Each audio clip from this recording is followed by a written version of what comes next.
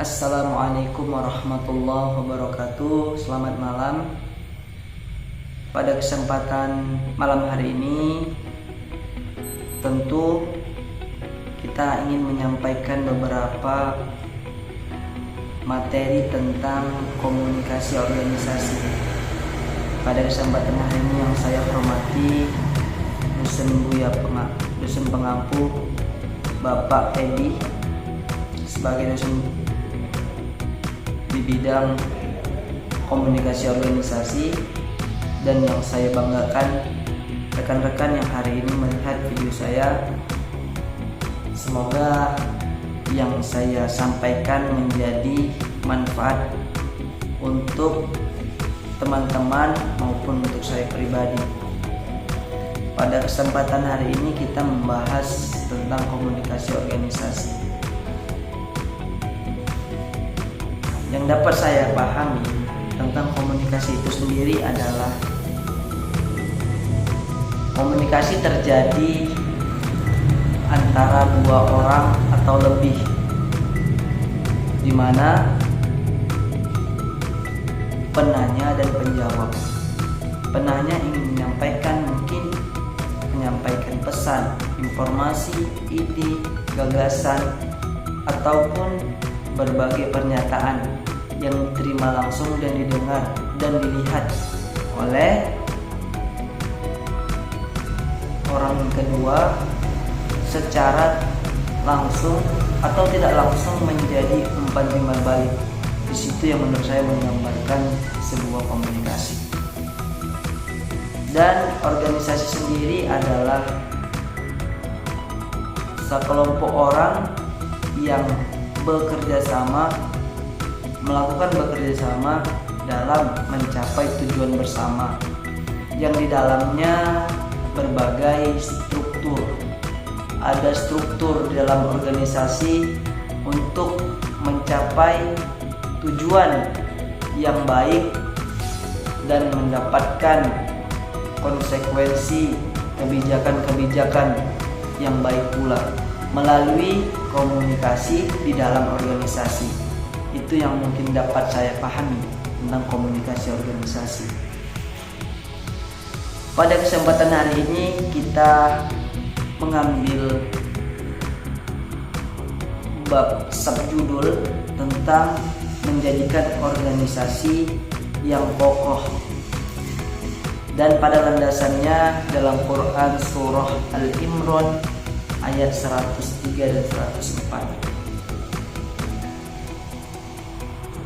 Sebelum kita memasuki ke dalam pembahasan mengenai tentang menjadikan organisasi yang kokoh menurut Quran surah Al-Imran ayat 103 dan 104, di sini ingin menyampaikan beberapa fungsi dalam menjadikan komunikasi organisasi jauh lebih baik dan lebih bisa menghandle atau menjadikan problem-problem yang teman-teman sekarang ini rasakan. Pada malam hari ini tentu sebelum kita memasuki dalam bab subjudul yaitu tentang menjadikan organisasi yang kokoh menurut Quran surah Al-Imran ayat 104, maka kita ingin membahas sedikit tentang fungsi komunikasi organisasi.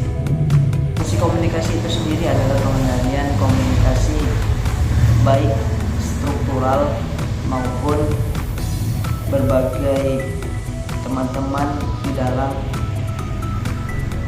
kelompok tersebut. Jadi di situ adalah pengendalian yang harus diperhatikan, dibina, dan menjadi tolak ukur. Komunikasi organisasi berjalan dengan baik karena memiliki kemampuan komunikasi seseorang pimpinan kepada anggotanya. Ketika terjadi sesuatu permasalahan yang dilakukan oleh anggotanya. Bukan langsung kita tegur, kita marahi, ataupun kita berikan caci maki, bukan seperti itu.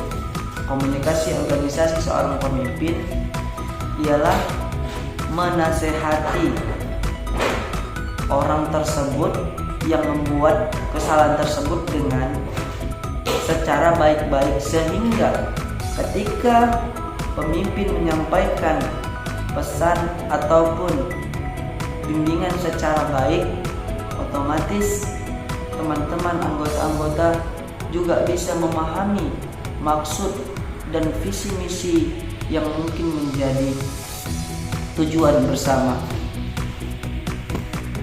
Selain dalam fungsi komunikasi pendidik, komunikasi organisasi, di sini kita juga membahas tentang hambatan komunikasi. Ada beberapa hambatan dalam komunikasi.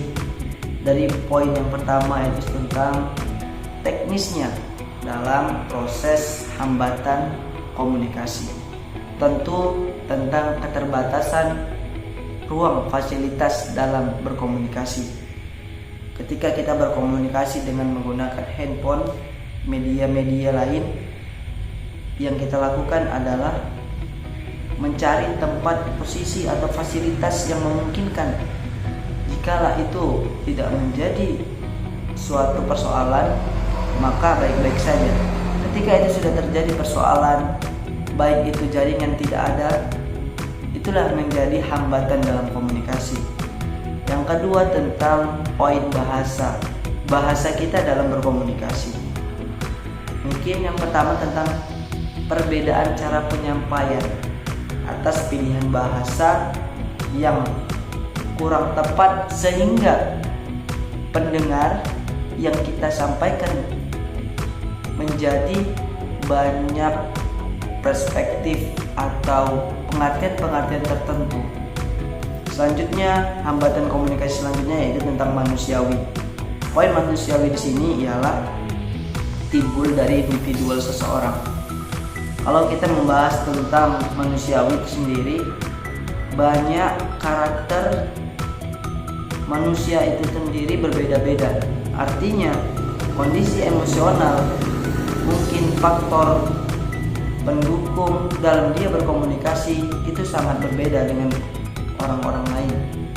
Tentu di sini kita menjadi suatu hambatan, apalagi dengan manusiawi ini mempunyai persepsi perbedaan pendapat. Ini yang menjadi hambatan di dalam komunikasi organisasi. Maka dari itu kita masuk di bagian menjadikan organisasi yang kokoh. Tadi dalam Quran surah Al-Imran ayat 103 dan 104 menjelaskan di sini bagaimana sebelum kita menciptakan suatu organisasi itu dan dengan berupaya menjadi organisasi yang kokoh, harus kita landasi dengan landasan Quran surah Al-Imran ayat 103 dan 104. Apa itu? Dilandasi dengan karena Allah. Kalau bukan karena Allah, mungkin banyak sekarang kelompok-kelompok organisasi yang sudah pecah belah. Itu karena apa?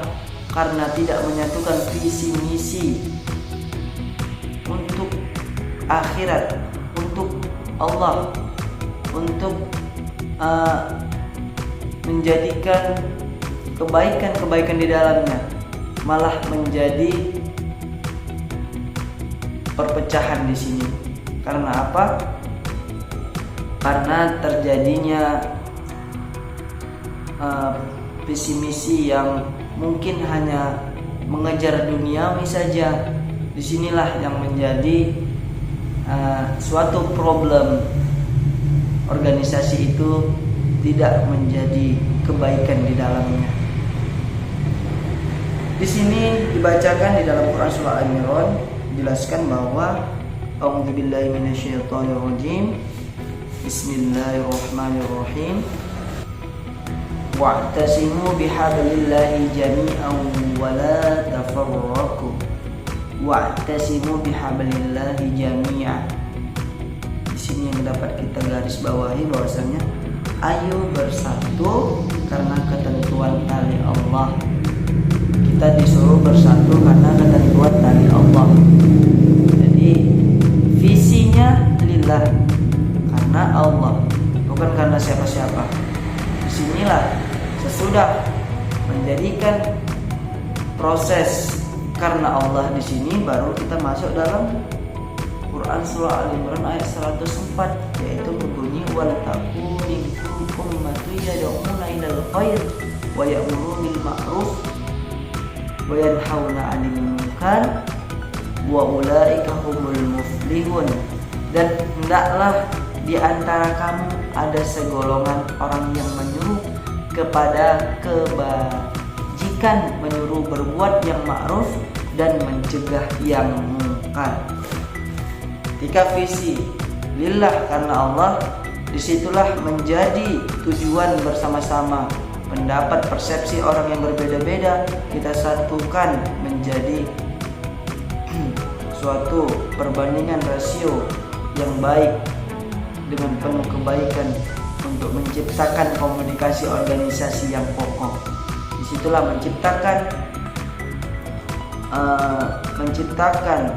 kebaikan, berbuat yang ma'ruf dan mencegah dari yang munkar. Mungkin itu yang dapat disampaikan mengenai tentang komunikasi organisasi yang di sini yang dapat kita sampaikan mengenai menjadikan organisasi yang kokoh dalam landasan Quran surah Al-Imran ayat 103 dan 104. Mungkin di sana sini banyak kekurangan dan bimbingan kepada saya pribadi dalam menyampaikan materi tentang komunikasi organisasi itu sendiri. Saya Muhammad Arwanda. Terima kasih kepada teman-teman dan Buya yang sudah memberikan beberapa wawasan, masukan, serta bimbingan pada perkuliahan yang lalu, sehingga pada kesempatan hari ini kita dapat menyampaikan beberapa informasi tentang komunikasi organisasi itu sendiri. Hari ini kita proses belajar, tidak ada kata yang terlambat. Teman-teman semua menjadikan salah satu komunikasi yang sangat penting di dalam kehidupan sehari-hari kita. Terima kasih, kami akhiri. Billahi fi sabilil haq fastabiqul khairat. Wassalamualaikum warahmatullahi wabarakatuh.